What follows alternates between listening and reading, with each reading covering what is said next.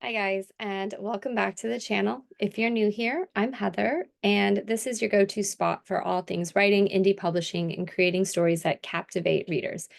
Today, we're talking about one of the most emotionally charged romance subgenres out there, second chance romance. Whether you're new to the genre or you're looking to add a fresh twist to it, stick around because we're going to break down exactly how to create a compelling, heart wrenching, and ultimately satisfying second chance love story. So, why do readers love second chance romances? Well, it's all about the renewed hope, redemption, and the idea that love can endure despite heartbreak, time, or mistakes. There's something inherently hopeful about the possibility of rekindling a love that was lost. It's about revisiting the past, learning from mistakes, and getting it right the second time around. The key elements of a second chance romance are emotional baggage, deep character growth, lingering chemistry, forgiveness and redemption, and a satisfying hard earned reunion. And when I say hard earned, I really mean it. Let's dive into the key elements that make a second chance romance so powerful and relatable. These are the things that will hook your reader and readers and keep them rooting for your characters to find their way back to each other.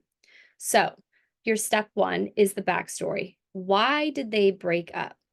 At the heart of every second chance romance is a breakup or a separation that happened in the past. One of the first things you need to figure out is why did they break up? This reason will drive a lot of the emotional tension in your story. So, a quick list of common breakup reasons: misunderstanding or miscommunication, but please don't make it really stupid unless they're young. Betrayal or infidelity, be very, very careful with this one because a lot of people, even if it's in the past and even if your characters grow, do not forgive cheating. Even in dark romance, cheating is a huge no no. So I don't think that I would even risk it, but I wanted to put it out there. Um, Circumstances beyond their control, like moving, family pressure, etc., career or life goals pulling them apart, and personal growth needed before they could be together. So the key here is to make the reason believable, but not so devastating that readers won't want them to get back together. So just again, be careful about that cheating. A second chance romance relies on unfinished business, both emotional and romantic. You need to create that lingering feeling that even though they were apart, these two people were always meant to be together. Your step two: characters, growth, and change. For a second chance romance to work, your characters need to have grown and changed since the breakup. The people, really quick. Um, an example that I use in my second chance romance in my hockey series, in my Slapshot series, is book seven, Brutal Love and Stanley Cups. They break up because my character got traded to Florida, and she was really young, and he was crazy about her, but he didn't want her to move with him, and he thought that potentially being with him in such a serious way was going to he didn't want her to give up her life to sort of come to Florida where she didn't know anyone and, like, basically sit around while he played hockey. And then I write second chance. Second chance is great. In Mistletoe and Dirty Goals, he basically they broke up because, it's a small town. He's part of this, hockey team in California and goes back to visit his parents for Christmas, and she's there. And it was kind of this whirlwind, like, really intense but quick, and because it wasn't serious, neither of them wanted to commit to it, even though they had these really intense feelings. And in the another second chance romance, Unrequited Scars and All Stars, he was basically, she was young, so she was, like, I think she was just 18, but she was also the daughter of his best friend, so it's, like, a little bit of an age gap, a little bit of forbidden love, and he winds up getting traded after his best friend finds out that he and his daughter are together, and obviously there's tension between them, which makes it a really bad environment for the entire team, and so they got rid of sort of the problem. And he also thought that he was kind of corrupting this sort of innocent young girl and thought that it was better for her if he was away from her, even though he had these really deep, intense feelings for her. So, all three of those second chance romances all start with circumstances outside their control, and the desire to be with them, like, the feelings did not come into question, but a lot of it was their value or their self-worth. They didn't think that they deserved the heroine. So anyway, let's get back to characters. So these are the people, uh okay, let me start over.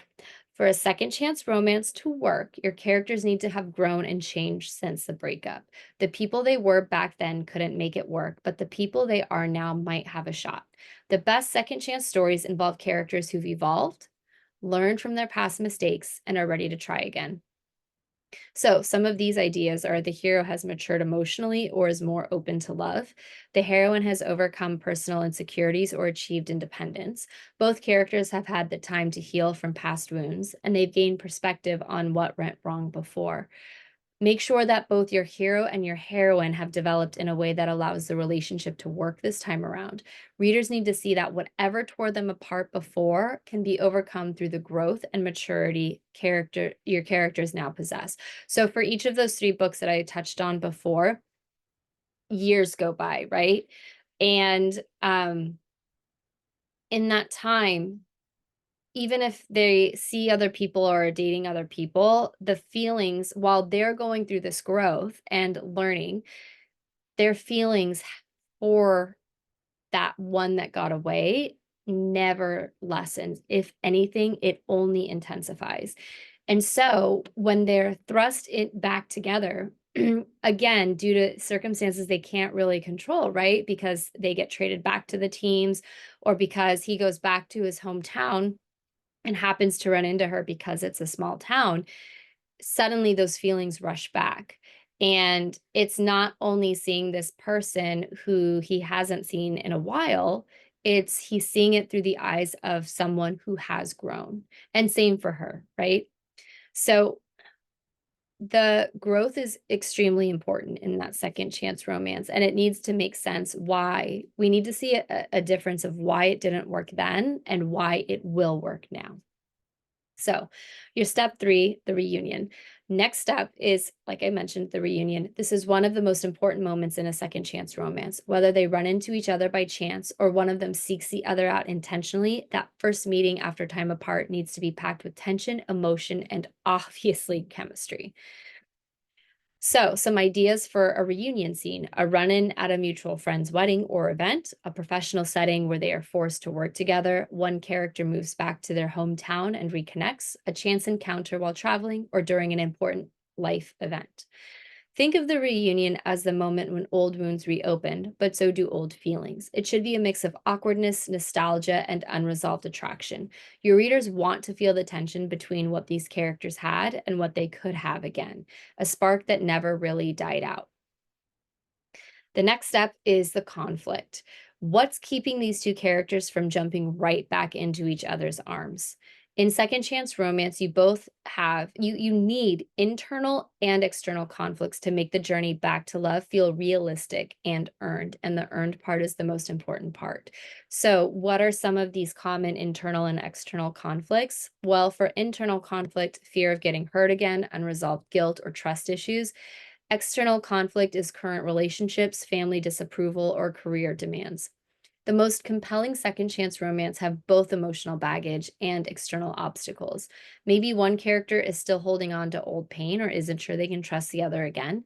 Maybe they're in different stages of life and need to figure out how they fit together now, or if they even want to fit together now. So, some of these resolution tips for that specific conflict include that they must confront their past head on. Open communication and vulnerability are key, and a willingness to forgive and move forward. The resolution of these conflicts should feel authentic. Both characters need to work through their issues, and it should be a slow burn. Readers want to see them fight for their love, and it's the overcoming of these conflicts that make the payoff so satisfying. Step 5, romance, rekindling the flame. So let's dive into the romance itself. Second chance romances are all about rekindling a flame that never fully went out. There's often a rich history between the characters that brings an extra layer of depth to their interaction. They have shared memories, inside jokes, and unresolved feelings, which creates a unique dynamic compared to other romances. So, how can we build this romance between them? Well, slow burn versus rediscovering passion quickly. Now, you can have it both ways. A lot of people assume slow burn means, okay, it takes them a while to get together, and that is true. But physically, they can jump back into things and not be able to admit emotionally or um, like with their feelings that they love each other, that they want to be together, that they want to make it work. If anything, they could potentially use that physical connection as a way to be like, I just need one more time because I built it up in my head that it's this great thing. And then I can get that person out of my system and just move on. And it turns out they can't. One taste and they're going to want more and only them. Right. So, another tip is balancing nostalgia with present day reality. In my mistletoe and dirty goals, actually, Actually, in all 3 of them, they're basically enemies to lovers because you have a lot of that unresolved issues, especially with something like being traded is completely out of both characters' hands. And so the girl feels bad because the guy wasn't ready to make a commitment by asking her to come along, and then the guy feels bad because he had feelings for her, but he didn't think that he wanted to take her out of this life that she's already cultivated for herself to go somewhere where she doesn't know anyone except this person, and he has to dedicate himself to hockey. That is why he's in that place. That is his job. That's what he's doing to get paid. That's his passion, you know? So, you have a lot of, tension in that, and enemies to lovers really really works through it. But the great part of that is that because you have these inside jokes and because there's already a history there, you can jump into the banter without sort of working towards it. And unlike enemies to lovers where they first meet and you have to establish why they hate each other, if you have second chance romance and there's something that kept them apart or broke them up, readers are immediately going to suspend that disbelief, as obviously, as long as you make it make sense, right? They're going to suspend that disbelief like, okay, of course they would jump into this enemies to lovers right vibe because um they're broken up. So they have a reason to not like each other, to be enemies, if that makes sense. So another building the romance tip is intense emotional conversations that bring up old feelings. A lot of the times they're going to start as arguments because their pride might still be like, I'm right about this, you are wrong about this, which could, lead to something physical. It could lead to hurt words. It could lead to a separation. It could lead to confessions. And then the last building romance tip is exploring how they've changed and what that means for their love. And the way that I do this, especially with my alpha heroes, is I don't do it through their words, I do it through their actions. A lot of my heroes, I don't even know if have trouble is the right thing. A lot of them choose not to express themselves emotionally. A lot of them are stoic or brooding, but the way they express themselves is through their actions. And so when we see growth, if let's say um he didn't he didn't ask her to stay with him, right? He didn't ask her to stay with him while he got traded. So he might show his commitment in a different way in the present, like beat up a potential boyfriend or something like that. Which, okay, maybe it's a little dramatic, but readers love that. They eat that up. And I think it's because it's hard to express how the hero actually feels for the heroine, because once it comes out of his mouth, it's real. Whereas he can sort of just pretend, he can be in denial about it until he can't hold it back. And instead of saying something, he does something like loses temper on the ice, something like that. So, in second chance romances, the push pull dynamic is key. The character should be hesitant to dive back into the relationship, but at the same time, the attraction and the chemistry should feel inescapable. Readers want to see these little moments where the past bubbles up, where they realize that despite everything, their love never fully disappeared. So, in conclusion, you want to give them a satisfying earned reunion.